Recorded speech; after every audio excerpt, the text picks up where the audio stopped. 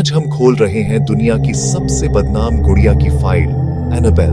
न फिल्मों वाला चीनी मिट्टी का चेहरा, बल्कि असल रैगडी एन कपड़े की गुड़िया, जिसके बारे में कहा गया कि वो खुद चलती, खरोंच देती और लोगों की जान तक ले सकती है, और जिसे संशयवादी एक बड़े हॉरर मिथक का हिस्सा मानते हैं। सच क्या है? चलिए शुरू करते हैं। Unlock the past with the History Vault. कहानी शुरू होती है 1970 के दशक में। एक नर्सिंग स्टूडेंट, जिन्हें अक्सर डॉना कहा जाता है, को रैगडी एन गुड़िया गिफ्ट में मिली।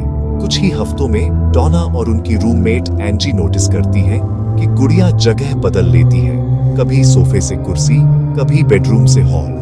वे ड्यूटी से लौटती और पाती कि गुड़िया किसी नई पोजीशन में बैठी है। धीरे धीरे घर में अजीब चीजें शुरू हुई। छोटे छोटे कागजों पर हेल्प मी जैसे शब्द, जिनके बारे में उनका कहना था कि ऐसा कागज उनके घर में होता ही नहीं। डर के बीच उन्होंने एक माध्यम को बुलाया, जिसने कहा, ये गुड़िया एनाबेल हिगिंस नाम की एक बच्ची की आत्मा से जुड़ी है।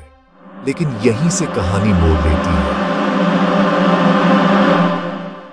डर बढ़ने पर डॉना ने मशहूर पैरानॉर्मल अन्वेषक दंपति एड और लॉरेन वॉरेन से संपर्क किया।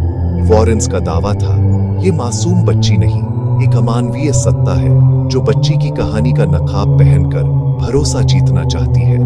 वॉरेन्स गुड़िया को अपने साथ कनेक्टिकट ले गए। उनका कहना था कि रास्ते में ब्रेक फेल, कार समस्याएं सब तब रुकी जब रास्ते में प्रार्थना और पवित्र जल का छिड़काव किया गया।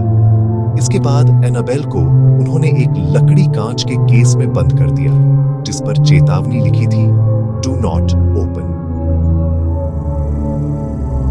एनाबेल को वॉरेन्स के ऑकल्ट म्यूजियम में रखा गया। यहीं से म्यूजियम विजिटर ने कांच पर चोट की।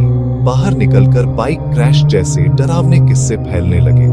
कुछ कहानियां पादरी के साथ हुई दुर्घटना की भी बताई जाती है।